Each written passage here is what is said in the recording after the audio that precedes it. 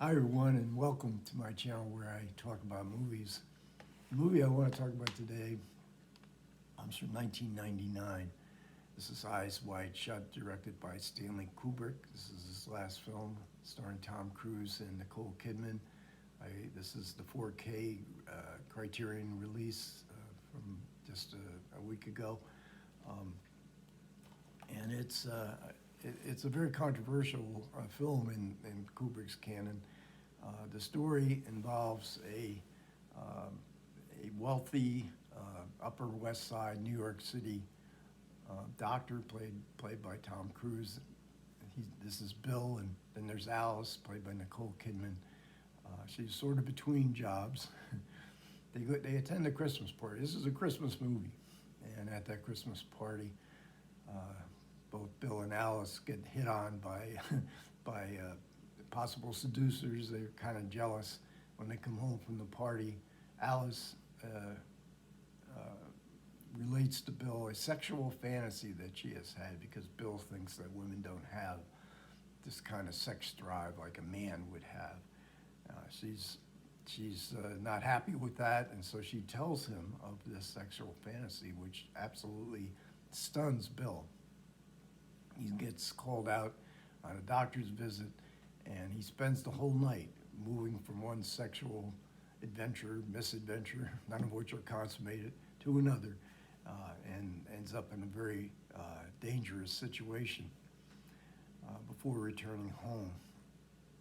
And in this way, the film kind of reminds you of After Hours, this Martin Scorsese movie.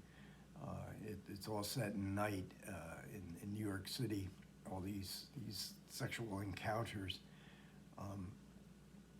And I read the book.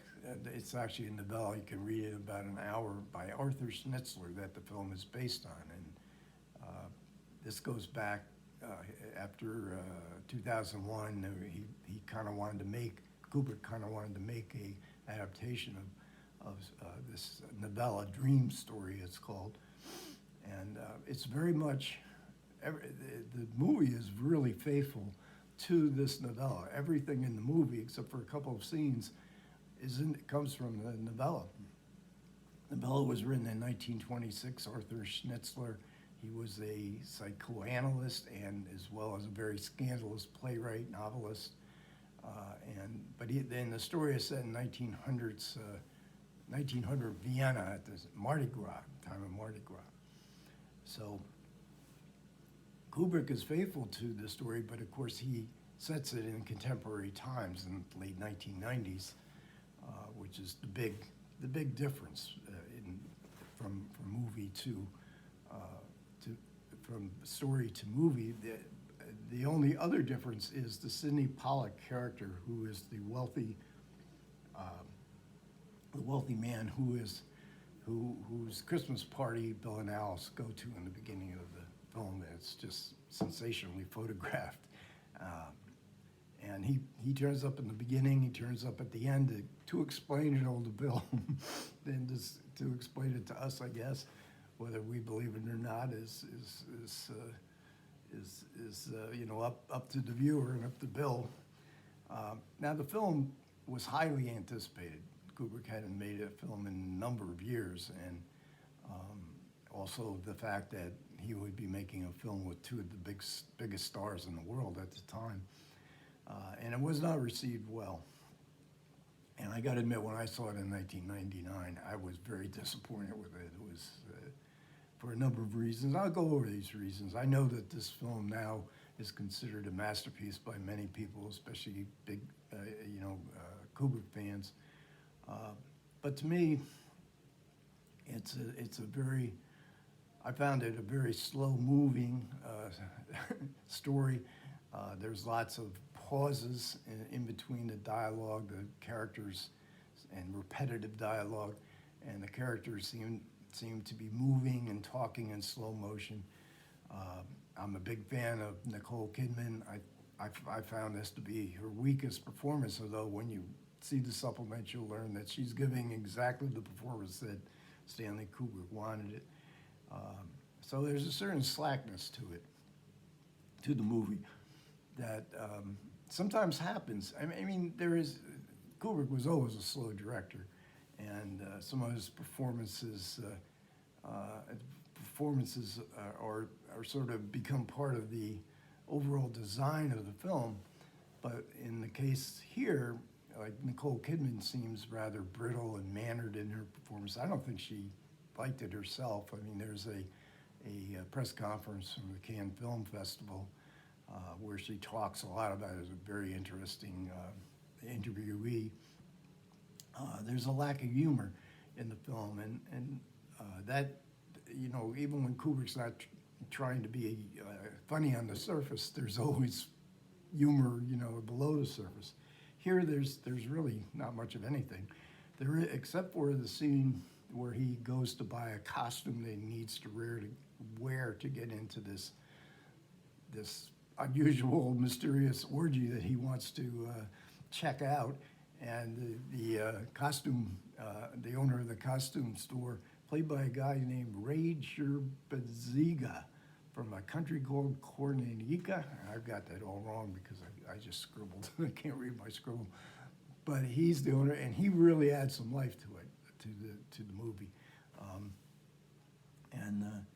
So, you know, and if I read the part of the essay on Kubrick in Dana Thompson's biographical dictionary of film, and I had forgotten how much he disliked Kubrick.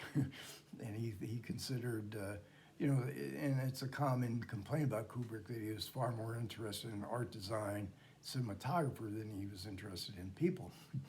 And sometimes you see that, but you can see that in his films. And he thought, Thompson thought that Eyes Wide Shut was a travesty.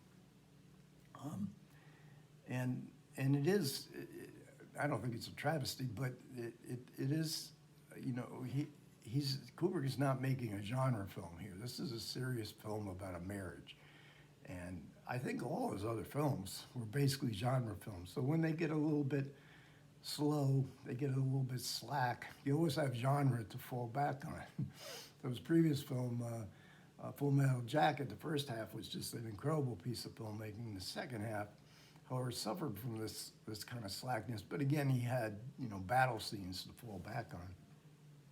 And so you don't have that here. And, you know, in last films, I've always been fascinated by last films, that they're sort of out of time.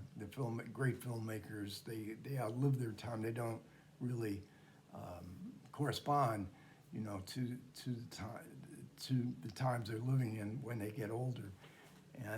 And I think this film does suffer a little bit from that, because the idea of a woman telling her husband a sexual fantasy in 1900, when the story was set, or even 1926 when it was written, would probably make a husband very upset. They wouldn't even realize, well, a woman have sexual fantasies, this would be, you know, outrageous. But in 1995, after the 60s, the sexual revolution, the highly educated milieu that they lived in, it doesn't seem very likely that a husband would be as outraged as Bill is here. And and we have a conclusion, and I'm not going to give it away, but it certainly reminded me a little bit of the movie I talked about the last time, Altered States, where when you drift away from the conjugal bed and the security of family, that's not so good. And in Altered States, it was basically sort of drug addiction. In Eyes Wide Shut, it's a husband seeking, you know, his male fantasies, no matter how dangerous they might get. Also, the orgy scene that Bill goes to is full of masked, robed men with ritualistic, prologue to when the orgy starts. And in the book, there's only maybe a couple dozen. In Kubrick's film, they fill the rafters of this gigantic building that they're in. And there doesn't seem to be enough women to service all these men. But, you know, in 1999, I mean, obviously, there's no reason we would disbelieve that rich, wealthy people have orgies, or, you know, the Jeffrey Epstein case certainly proves that.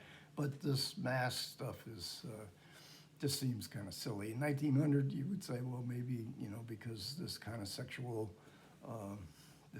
orgy would be so outlandish and that the Gothic would kind of take over. But again, having said all this, and yet, Kubrick is one of the great directors of all time. He's been one of my favorite directors. Dr. Strangelove made a huge influence on me in the 1960s when it came out. I liked Lolita. I'm not as big a fan of 2001 and Clockwork Orange as many people are, but Barry Lyndon is just a gorgeous film to look at. The Shining, I think, is an outstanding film. The first half of Full Metal Jacket is one of the greatest pieces of filmmaking I've ever seen. And, you know, Kubrick was he interested in people?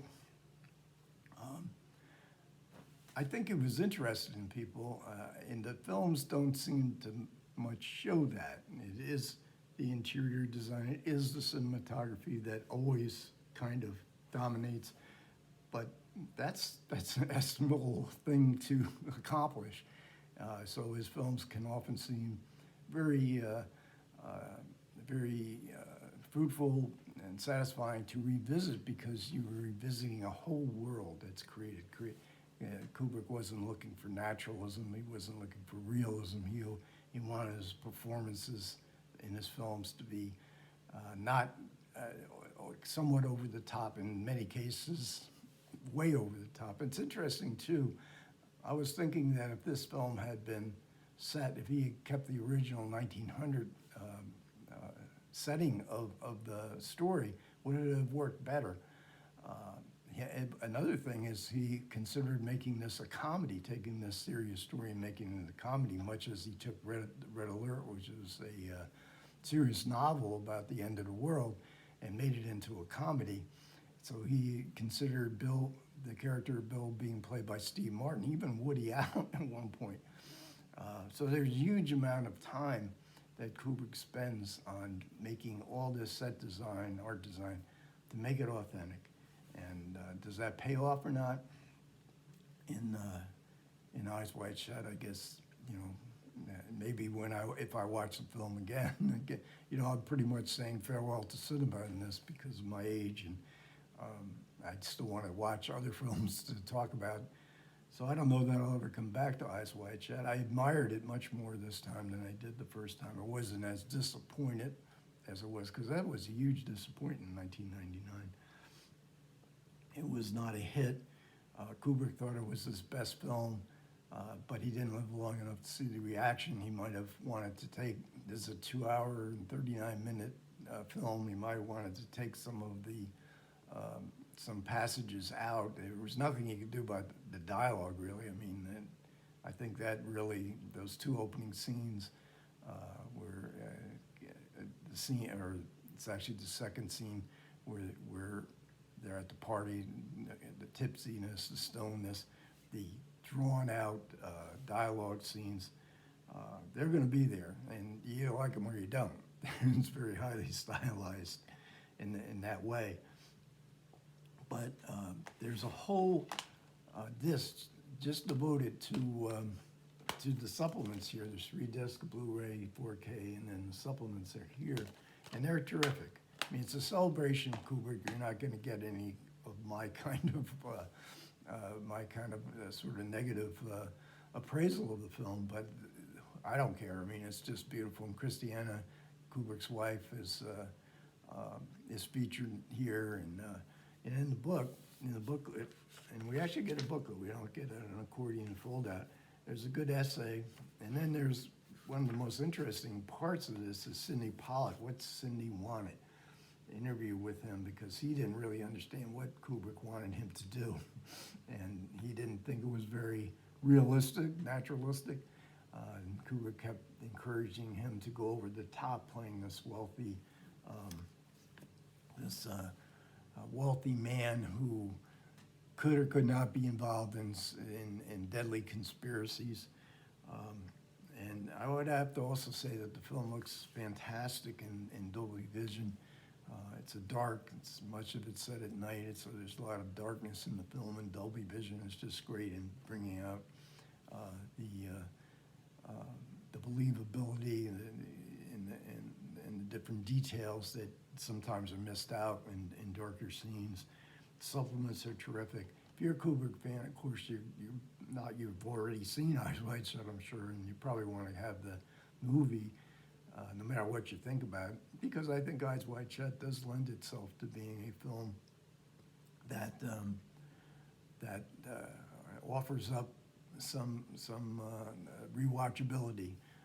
There's always something to see, and certainly there's a lot to look at. And so when I rewatched it, I was just amazed at the meticulous detail that Eyes Wide Shut, like all Kubrick films, contain. Okay, thanks a lot for everybody who managed to listen. I do appreciate it. Comments are welcome. Take care.